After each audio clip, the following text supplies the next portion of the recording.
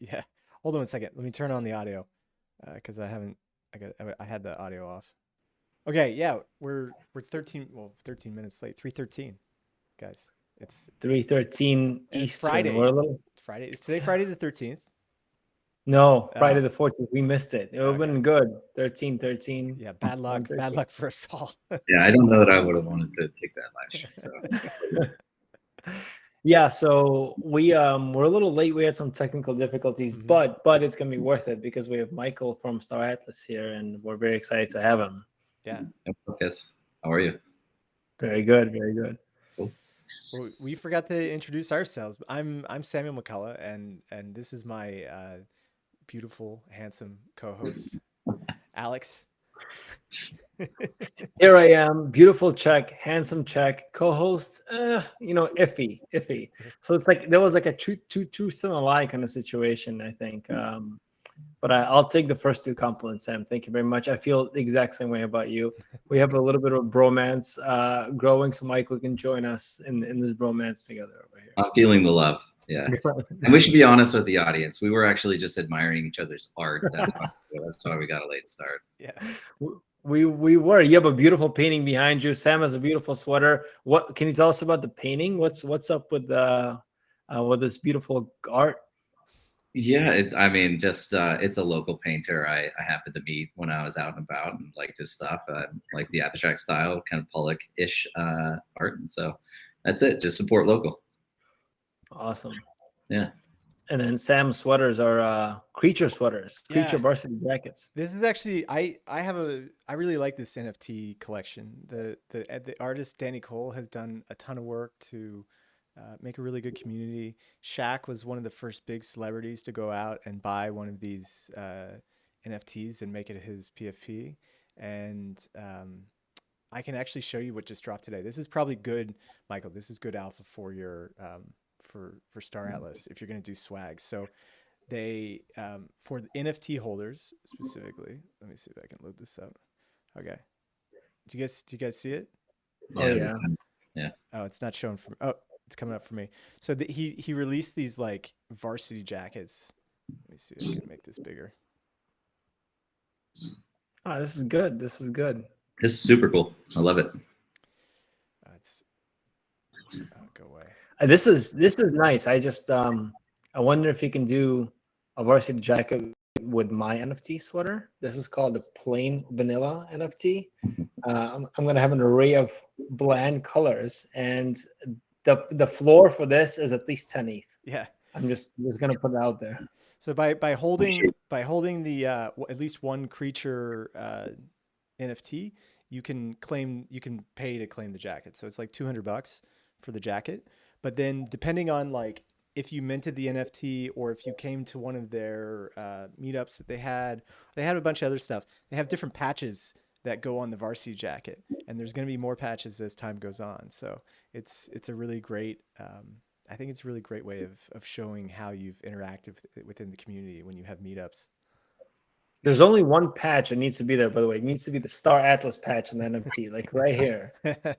Well, I love that this coincidentally came up. Like this was not planned for at all, but world first alpha drop. We've got some really creative apparel that we're going to be releasing as a line and coupling that with some NFTs. So everybody's been asking, t-shirts, hats, some nice jackets. So some really cool stuff, super high quality stuff that we have coming out, and we're putting a little program together for that. So everybody will be fully outfitted in Star Atlas gear, with the potential to select their faction as well. As you guys know, we have the 3 different factions across Star Atlas, and so you get to pick your jacket and select your faction and represent yourself out there in the real world, which is really cool. So I think this is one of like the things that most like just hasn't gone in crypto yet. Like there's not a ton of fashion. Like okay, I like Okcoin or I like Star Atlas. Like I either have to make my own clothing and then sell it if I want to, but if you don't work at Okcoin, how are you going to go out and get an Okcoin shirt? Or like Yeah. like you just said with Star Atlas, there's some cool T-shirts and other swag coming. But I think it's really important. Like it's one of those ways that like you get free marketing from people walking around with your like branded stuff on, and it's one of the Yeah. best ways to like when you show up at a conference to show immediately that you're like in a certain crowd. I think what's important though, I mean, to take kind of the industry and the branding forward is, we all get the swag from conferences that we attend, Mhm. but to be honest, either it's not always comfortable, or the way it's designed is kind of like bland, right? It's very in your face kind of advertising style, and so I'll wear those shirts to the gym, but I don't necessarily want to go out wearing one of those shirts. And so we're thinking fashion forward approach where it's like the branding is there, but it's more kind of cultural representation of you. So it's like really cool apparel that we're designing happens to have our logo on it, but it's very subtle in the background. And so, Mm. Yeah. it's something that you would want to wear going out, not just like to working around the house or something. Well, these collectibles, like especially the physical collectibles and the digital collectibles, have good value. If Star Atlas goes out and becomes the next World of Warcraft, there's going to be a huge collectible market for it. Not just in the digital stuff, but in the physical. Like Alex has this super cool Lego rocket behind him, right? Hmm. Apollo 5. But I was just happening to watch Pawn Stars yesterday while I was having some breakfast, and one of the guys brings in this sword that was based on the Frostborn sword from World of Warcraft, and there's only like 30 of these things made in the world, and it's like an 8-foot steel sword that he sold for like $8,000. And so I'm guessing that with Star Atlas there'd probably be some cool like rockets or ships that you could build on the model set. Yeah, again, really extracting the alpha guys. I mean, we've got some cool models that we're actually pursuing as well. So, that'll probably be the art in my background in the future when we get those created. But some pretty. I need some models. I want some. I clearly, like right there, right? So I want some Lego models of Star Atlas ships. Oh, that would be awesome. Well, can we? I know we kind of dove deep right away and leaking alpha left and right. So the early bird gets the worm, I guess, for some of these shows. So if you missed it, oh boy, oh boy. But maybe we can talk a little bit about Star Atlas for those people, for those few people who don't know what Star Atlas is. Michael, can you maybe in 2 words tell us about it? And I know we have some clips that we can show. I think it would be good to do the trailer, the cinematic trailer, and just show the game to the world. Yeah, for sure. So I mean, Star Atlas is kind of a lot of things, but at the forefront is grand strategy, space exploration, massively multiplayer online game, and metaverse concept. Now, from the gaming standpoint, one of the facets that really differentiates us from what exists out there in the market today is that we're building this to the so-called AAA quality or even quadruple A quality gaming experience, building an Unreal Engine 5 that's going to deliver these hyper-realistic cinematic quality virtual environments. We are a gaming-centric and gaming-first metaverse, gaming being really the first application that we believe will attract these hundreds of millions, maybe even billions of users into our metaverse as a starting point. Looking towards the future, there's I think it's talked about everywhere now. Like metaverse is very much in the media cycle, very much in the hype cycle. You have almost every mainstream company analyzing methods to get involved in the metaverse. But some of the areas that I think will be pretty significantly disrupted would be things like social media, so experiences, concerts, museums, art galleries, things that you can go view and enjoy inside the digital world, but also e-commerce. Right? I think like Amazon is, I won't say Amazon is going to disappear in the future, but your future shopping experience in 3D space where you can interact with these objects, maybe in either AR or VR, purchase those items and have those delivered to your physical residence will be real. And then, thinking about the different types of marketing campaigns you can run with that, you can equip your avatar with this bomber jacket, right? Or with shoes that you purchase. You get the NFT, but you also get the physical product. I think that's going to be really cool, right? And then, things like workplace and things like academics and universities, all of these things can be represented inside the metaverse. So I have a really, really important follow-up. Since you guys are making this beautiful metaverse, and we'll show it, Sam, I think we'll show it in a second. And since Zuckerberg is going into the metaverse as well, do you have a special hoverboard with the American flag for Zuck to just like coast over water? or is that like a one of one NFT? Is that too much of an alpha leak? What's going to happen in your world? Depends on how many Star Atlas assets he buys. If he gets enough of them, we might custom create something for him. I think love him or hate him, he outlined really well in his annual keynote of what the potential for the metaverse is. So if people out there haven't watched that, it's about an hour long.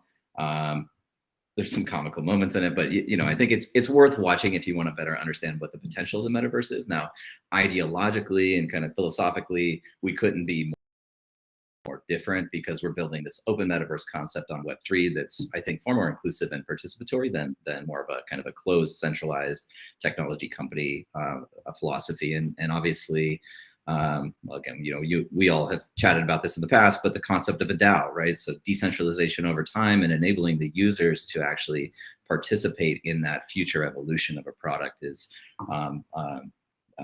I think it's just really encouraging for the potential for many, many people to be involved in what Star Atlas ultimately becomes over time.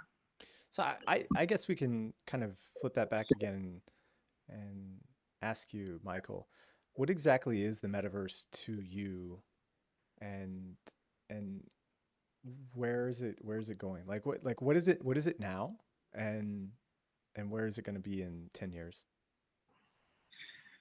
Well, so I think it's all of those things that I kind of outlined when I was describing what the potential is. To put it more simply, I guess I would start by saying that I genuinely believe that Web3 is the future of the web, which is kind of this infrastructure ownership by the people that are utilizing the network and the ability to get compensated for providing that infrastructure, right? So again, in the theme of decentralization, I believe that's the future. Now, I think the metaverse is the future of Web3 as well. So virtually every online experience that you can participate in today can be experienced inside these virtual worlds in the future. Now, in our case, we're building these out as hyper realistic, cinematic quality virtual worlds, but it comes in many forms and people will want to participate in a variety of different environments. So, that could be everything from like Decentraland to Sandbox to Aurora on Solana, or, even something like Roblox today is probably the most comparable, not decentralized, but most comparable to what a metaverse can be in the future. And in many ways, our product is kind of similar to Roblox in that they've enabled this creator economy. So it's independent developers that produce products, launch them on a platform, and allow other people to access them. And then there are methods to monetize all of that, right? So that's the same type of environment that we want to build. We're bringing the first application. We're bringing Star Atlas, the MMO. In the future, though, it's everybody building experiences that other people can participate in, which creates this really robust economy and a lot of opportunity for people all over the world. And we do that by building out tool sets, things like SDKs and APIs that allow people to tap into our environment and then release these products. Interesting. So what about like, would you say that someone on like Twitter is a big, like, because what I get with the metaverse, right, is that I kind of understand it as, yeah, it's the digital, your digital self, right, of where people discuss and communicate on the web right now. So when I think of like the metaverse, for me, it's like Twitter right now, where you're just staring at somebody's PFP and listening to them, or not listening to them, but like reading what they wrote or watching videos that they posted, and they have their own kind of character in that space. And I guess if that's accessible through the mobile phone, but if you do have a more powerful computer, then you have access to, I guess, more detailed and graphical areas like what you're building with Star Atlas. And so I think everything kind of gets merged, right? So you'll have these graphical high graphical areas, and then also kind of low ones, which are using your phone, because Star Atlas looks like a beautiful game, but what's going to be accessible on mobile, or is there a big mobile part coming for Star Atlas?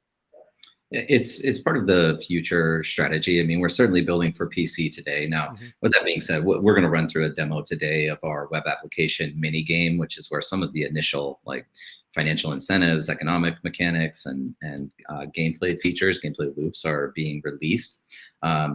So we'll be supporting that product in perpetuity, at least in theory. Um, we're looking at a couple of different avenues that we can take to support mobile, and that that could be developing out an independent mobile application. It could be building a progressive web app, which is how we're thinking about transitioning the in-browser mini games, so you can kind of interact with them synchronously, whether you're on mobile or on web. But what I think is most attractive and still a ways out, but is kind of like the remote render and streaming. So your Stadias of the world. Yeah.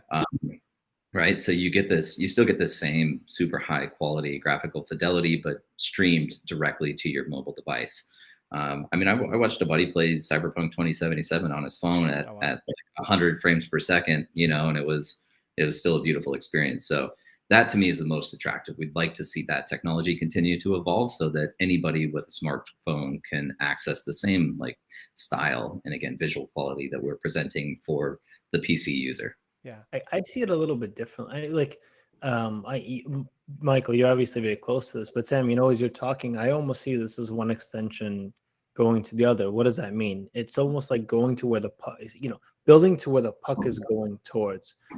In X years, 1 to 2 to 3 years, mobile is going to become, one, rendering is going to become easier. The technology in mobile is going to increase. Plus, if rumors in Apple and Facebook or Meta are going to create true VR or AR glasses that are going to be as good as promised, then mobile kind of gets to the place where PC gaming is. So right now, I almost see it as not over. And if I was building, right, I wouldn't over-index on mobile. I'd build for PC. Mobile be the extension. So when you're on the go, you can do things like manage your NFTs or rent them out or do resource allocation, which we want to show, and so on and so forth. So this is the management part.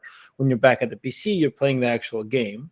Kind of like, think about it going to work or going to a party. At the party, you're experiencing the party. When you're outside the party, you're coordinating with the people, or you're at work in the office, you're working.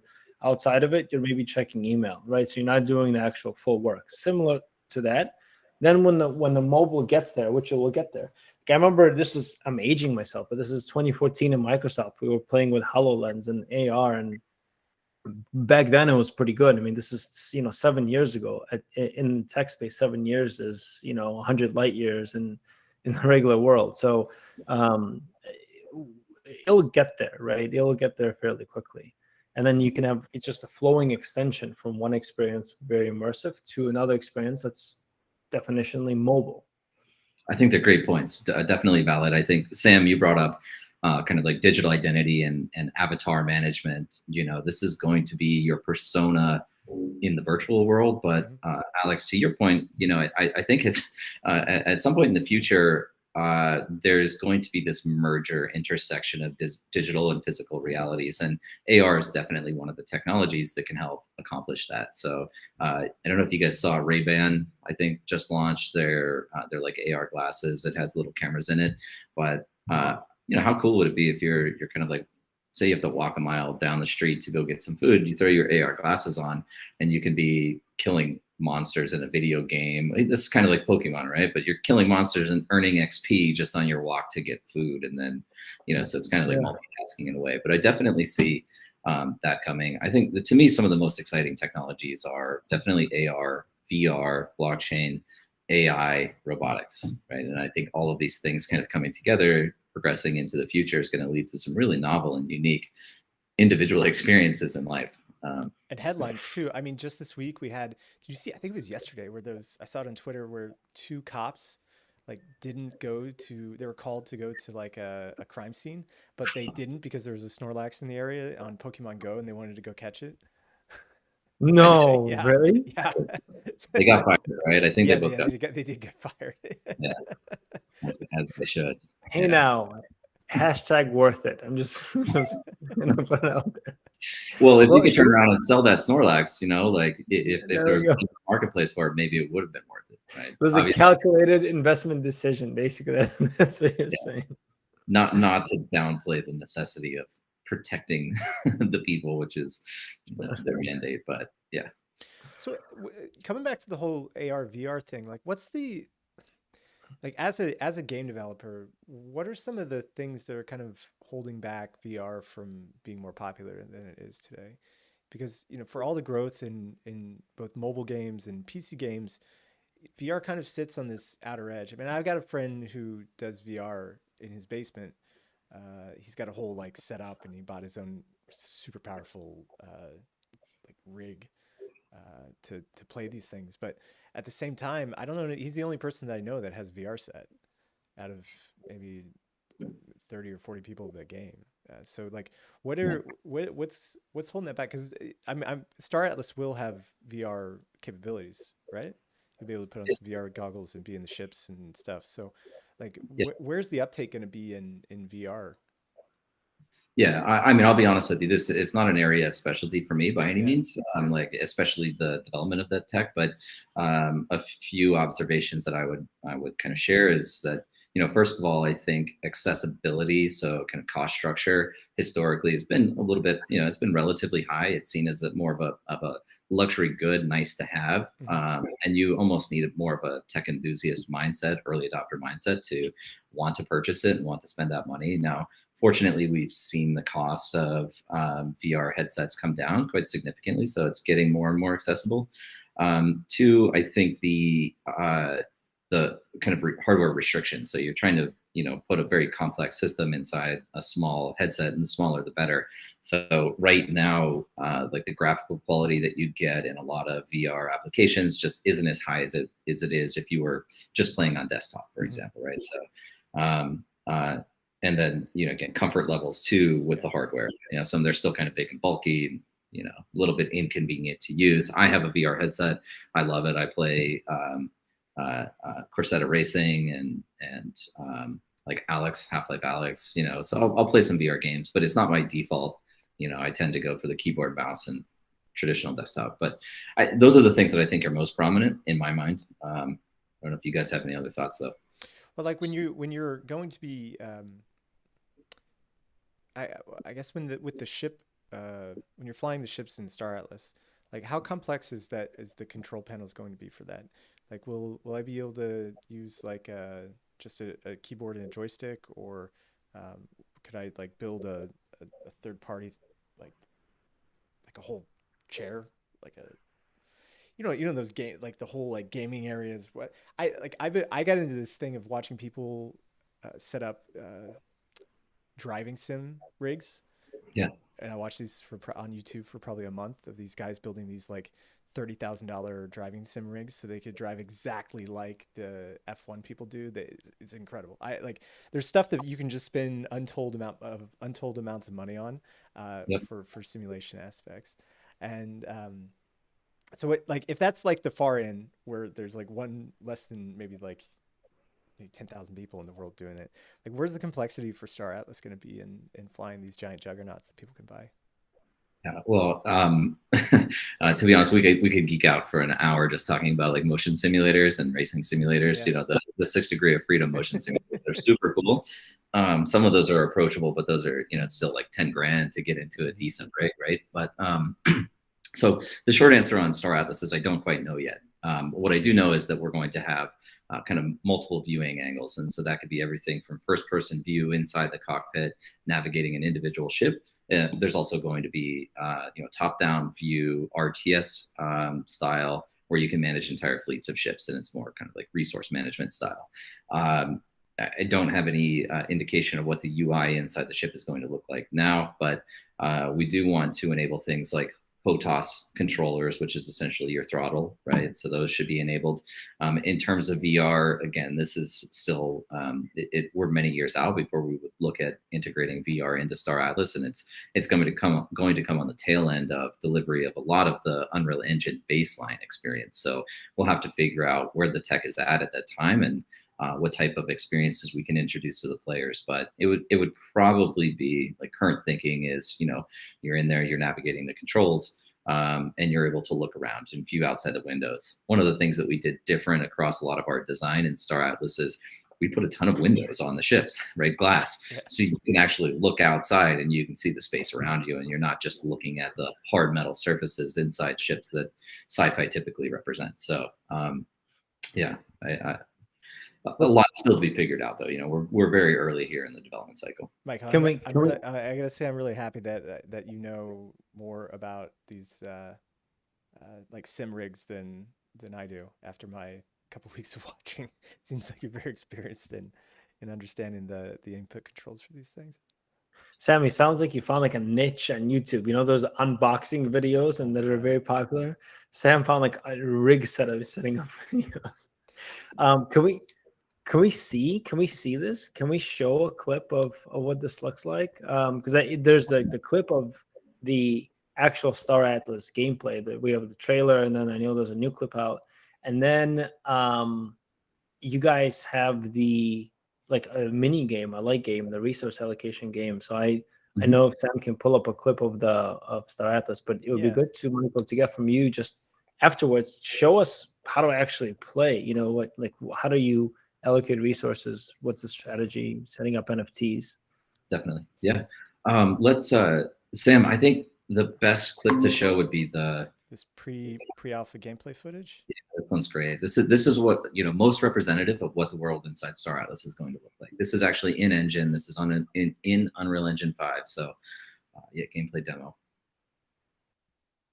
It's really beautiful. Yeah, we might be missing the sound. I turned the sound off because nobody will be able to hear us. I mean, I can turn it up a little bit, but I'm streaming it on my end, so there is sound. It's just I don't know if you'll be able to hear it.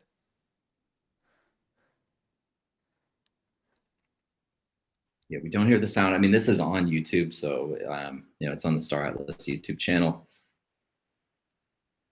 We do have it in 4K, but so this is these are very complex ship models. One of the nice things about the advancements in Unreal Engine, specifically with UE5, is their nanite module, which is the way that textures are rendered, like textures and models are rendered in Engine. It creates a ton of efficiency on processing requirements, and so we're actually able to introduce I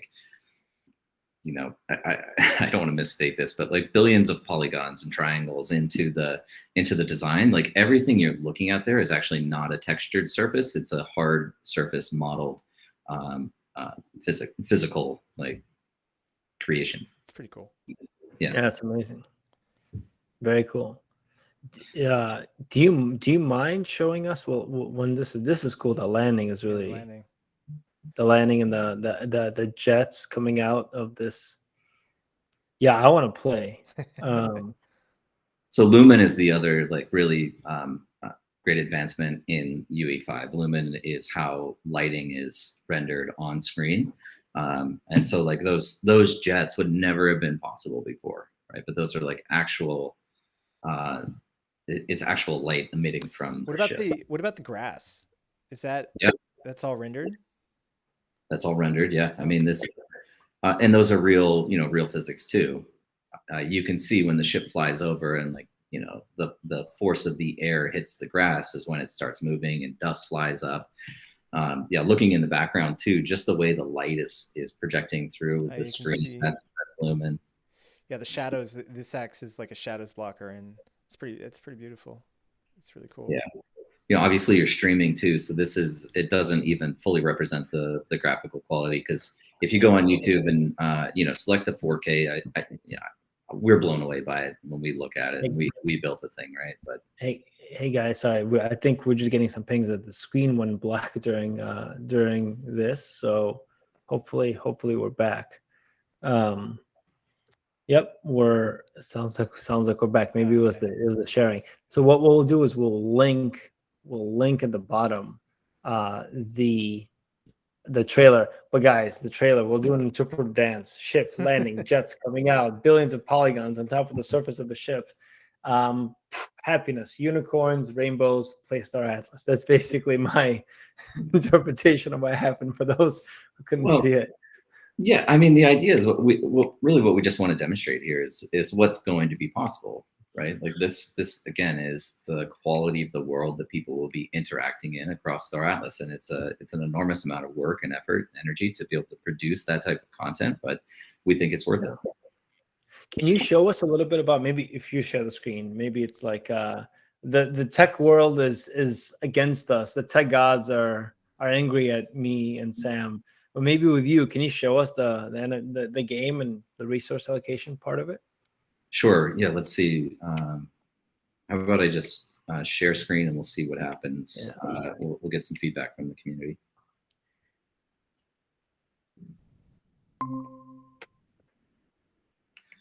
So do we want to just give it a minute here? You know what I might do also is really share full screen so we can see, so you guys can see the wallet interaction as well. We can do this full screen. You stopped sharing. Mine was sharing again. Yeah. I was just changing the sharing type. So lost you guys on the Google Meet. Do we want to give it a minute to see if we get any feedback from the community, if this is functioning properly or not? Yeah, let's see. No, everything's seen here, so I think we're good. Okay, cool. Okay, so let's just start with the simple fact that Star Atlas is a pure Web3 application built entirely on chain, and so as such, one of the core components is that we don't have a user registration process. We just use browser plugin wallets. I've set up this little demo account. This happens to be the Phantom wallet. It's one of our favorite wallets on Solana. If I had any NFTs in my wallet, you'd be able to see those on the NFT tab here. But it's actually going kind of slow here. Phantom is most comparable to something like MetaMask for all of the Ethereum enthusiasts out there. So landing on the page, first thing you want to do, connect your wallet. And I happen to be connected here, but there's a number of different wallets that we support. Typically, I'd recommend going through a Ledger cold storage device, but Phantom does also integrate directly with Ledger. In any case, I'll connect there. I see my balances. You will need a little bit of Solana. Since we operate on Solana, all of the transaction fees are paid in Solana.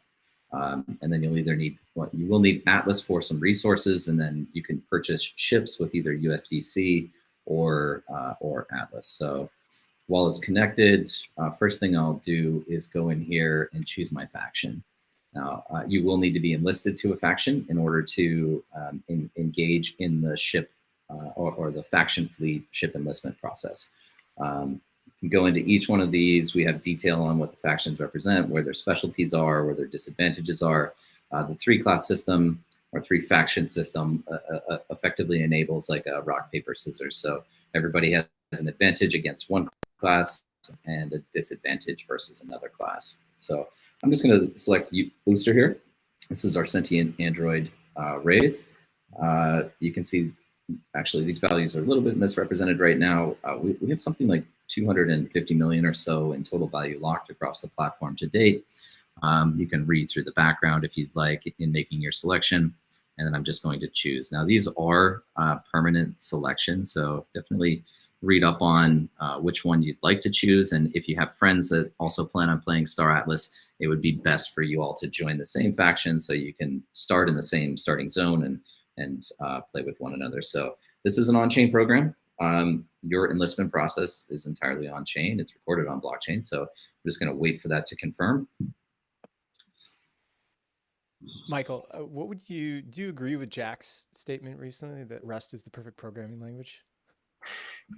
I mean, I think our guys love it. Again, a bit outside of my technical capabilities to fully appreciate it. But I think we really enjoy building on Solana, and we brought on some great Rust developers. So, is it hard to find Rust developers? Because I know it's a very it's one of those languages which is like newer, plus it's not as widespread as hiring like C++ or something else. So from a hiring standpoint, what's the market look like? Yeah, we have a great recruiting pipeline now. So I think we have probably, I don't want to misrepresent, but something like 10 to 15 probably Rust developers on the team. I think we have about 30 to 35 on our development core, and then we have another, I want to say 15 Rust developers in our pipeline Wow. looking to onboard. Now, not only is it a newer language, but there's also a lot of competition in the space. I think largely because of Solana, right? There's a lot of innovation going on in Solana, and so there's a lot of opportunity to build these applications. And so, it's not always easy to secure that talent for a company when they could go build their own. I'm going to do some of this really quickly. You can just update your avatar. I don't know if you guys can see the wallet open up there, but this is all, I'm approving these transactions in Phantom. So now that's applied on my avatar. Getting into the actual game, there's a couple of things that you would need. So not only is this where our mini game lives, it's also the Star Atlas marketplace. We have ships. Structures, don't purchase any structures right now. I just want to put that out there. These were all dropped during an initial campaign that we ran that was called Rebirth. This was back in April last year. We have not officially released the inventory of these structures yet. So inadvisable to speculate on what the price will be until we release more information on that. Resources will be necessary to participate in the faction fleet. And then we have a bunch of collectibles and access badges as well. You guys can navigate through this. You will need at least one ship in order to enlist that ship. I'm going to go through the process and just purchase. I think I actually want to buy an Opal Jet. These are the least expensive ships. They're they're somewhere around $20 to $25 today. Information about the ship, the components, the crew members, description. You can go through the image galleries as well on what all of these assets will look like in the game. In fact, Alex, I think I don't know if you want to talk about this right now, but I know we've got that Okcoin ship skin. Oh, let's see it. Yeah. Well, I don't have it. I don't have it available, and it's not on the marketplace. But we're going to be releasing a skin with you guys in the not too distant future. So this is a serum integrated. Now you got me back for the alpha leaks. I last time we were on, I gave away 2 of yours. Now you gave one of mine. Okay, I see you, sir. But they don't know what chip is for yet, so it's okay. That's true. There's still plenty to reveal. So these are serum integrated markets and order books. And this is an Atlas market. I'm gonna pay Atlas, but you can also go to the USDC pair if you wanted to purchase with USDC instead. In any case, I'm just going to select this one ship, buy now. I'm going to approve that transaction.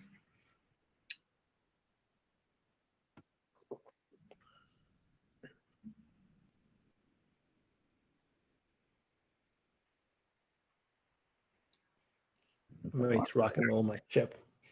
I think I'm gonna get 5 of the Okcoin chips. I'm not gonna lie. However much they cost. I think I already. I'm gonna sell my 10 Ether floor NFT to make money for the Okcoin chip. Just saying. Well, it needs to be either Solana or Atlas, man. No, I know. I'm gonna convert. Oh, don't you worry. I'm gonna convert. I'm going. I'm not gonna say what I own, but I'm a fan of the Solana ecosystem. Let's just say it that way. Good. Okay, so that transaction went through. I now have these 2 items in my inventory. What is this? Well, again, because we build on Serum, there's this settlement process that needs to take place. So now that I purchased them, I'm going to settle the transaction by claiming it here, proving that. You're getting a little bit of Atlas in return because we compute the potential fee structure for transacting on Serum. If we collect more than is necessary, then we return that balance. So I got a little bit back here. All right, so I'm now essentially set up. I didn't walk through, just for the spirit of time. I went and already purchased the 4 different resources. The ship enlistment gameplay itself, to Alex's point, is a resource management mini game. You own the ship. You essentially loan it out to the faction. What you're responsible for is ensuring that it's refueled, that you have food for your crew members, that you have ammunition to go out there and fight the good fight, and then repairing your ship over time with toolkits. So now I'm ready to go. I'm going into ship enlistment. Here's my Opal Jet that I just purchased. All right, and these are the resources that it's asking for. Now your ship starts, with 100% health, so you don't require any toolkits initially. And then again, this is essentially what it wants me to fill with fuel, food, and ammunition. I'm going to enlist that.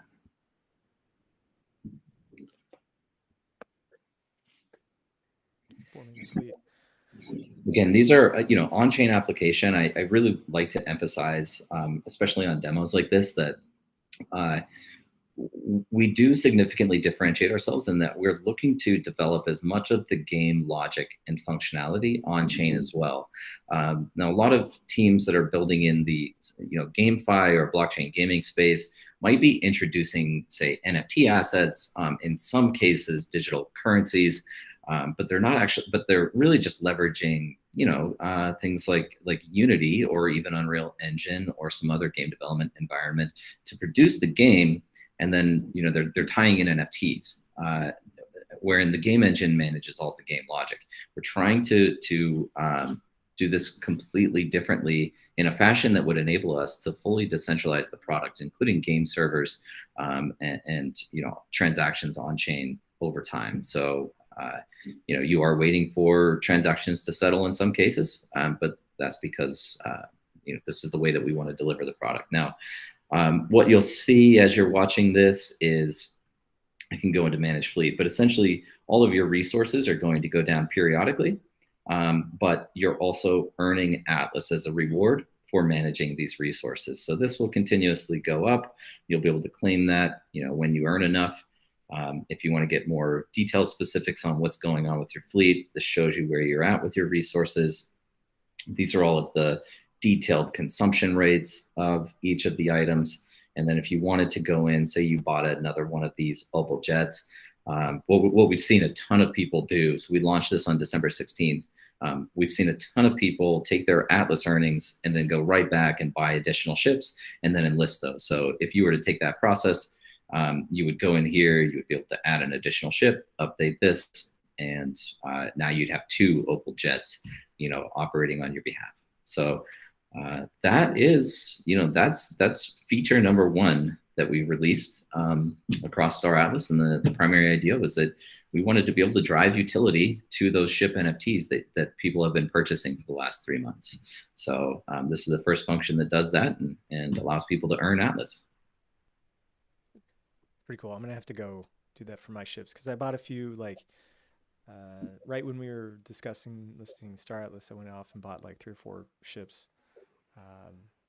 Actually, it was the first time I bought anything bought any NFTs on Solana, and it was an easy experience. I mean, it's definitely not as gut wrenching as doing on ETH, where you're paying $150 to do the transaction.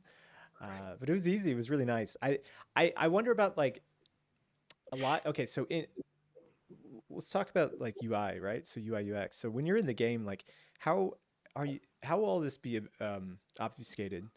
So here, when you just did this series of transactions, there's a lot of opening up Phantom. You're approving things. You're clicking through things.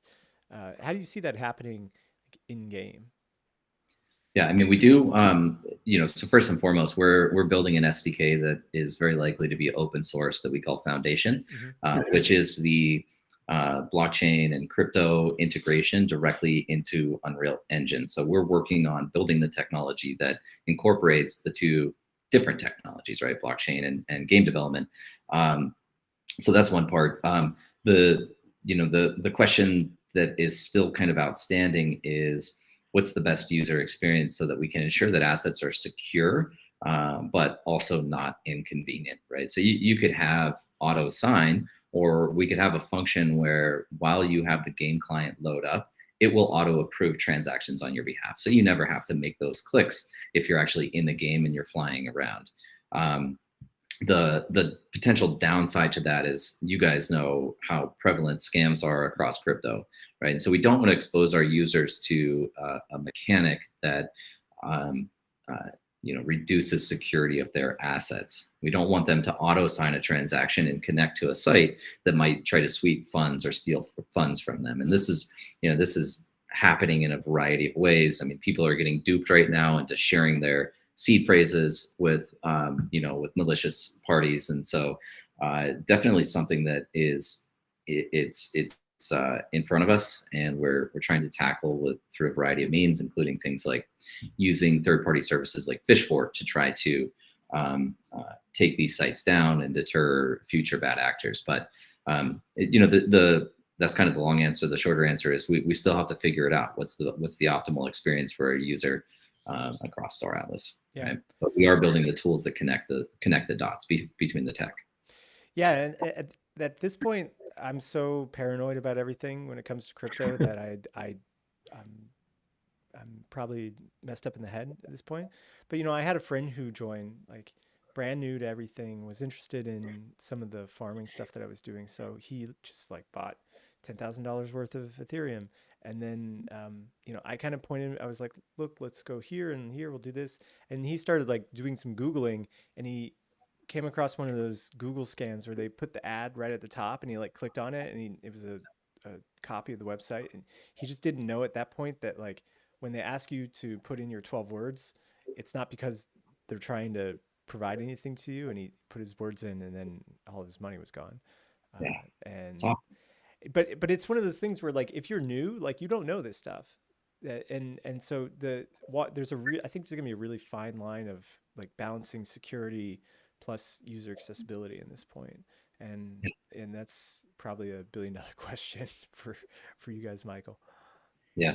I just to your point though on paranoia, I mean, this is my 9th year in crypto, and I'm still like quadruple checking if I copy and pasted an address right to send a transaction right. So I mean, all of these things, we obviously need dramatic improvements if we want to adopt the masses into crypto over time, and to some extent we'll be helping resolve those issues through the UI that we design. But this is kind of a collective objective for anybody that's building in blockchain or Web3 to try to resolve and improve the experience and ensure that people's assets are secure. Because as empowering as censorship resistant, fully decentralized wallets and asset management is, obviously there's also the responsibility then to ensure that you understand how you're interacting with this new framework. So there's definitely pros and cons accompanied with it. Self-sovereign wealth is fantastic until you don't know how to protect it, and it gets stolen from you and there's no way to recover it, right? Do you guys have a operating procedures for how you'll handle stolen items yet? There's not, no, I mean, there's not really a whole lot that we can do, right? I mean, we don't have any control over these assets as soon as they leave our wallets. So, I mean, to the extent that, sure, we could, like, if it's discovered and legitimate, could we prevent a wallet from a wallet or public key interacting with our application? Sure. But, I don't know how deep the technology solution would be to determine, well, okay, we banned that one account, but now they just generated a new pub key, and you can do that infinitely, right? And just transfer from wallet to wallet to wallet. So yeah, still, I guess, no, not really yet. We don't really have a way of doing it. The idea is to educate people on best practices to secure their assets. Yeah. Well, look, I mean, we got to have you back on because there's lots of stuff that we should discuss. I mean, like you said, we can talk about AR, VR. That's one path. I mean, making money in the game and actually, what strategies and outside of just resource allocation, playing the game, looking at actual gameplay. So I think we just have to have you back, and to dox the ship that Okcoin skin is on. I mean, we got an alpha docs. That's going to be the thing. And also, can you, I think you should reach out to Solana and just tell them that, look, we have a new slogan for you. Not as gut wrenching as doing it underneath. I think that should be a new Solana slogan, straight from the infinite wisdom of Sam over here. I'll tag Toli and Raj directly. Let them know what your suggestion is. We'll see how it goes. So this was great, guys. Yeah, definitely look forward to joining you again.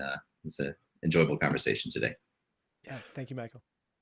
Thanks for doing this. Yeah, absolutely, guys. All right. All right, everyone. Have a great Friday.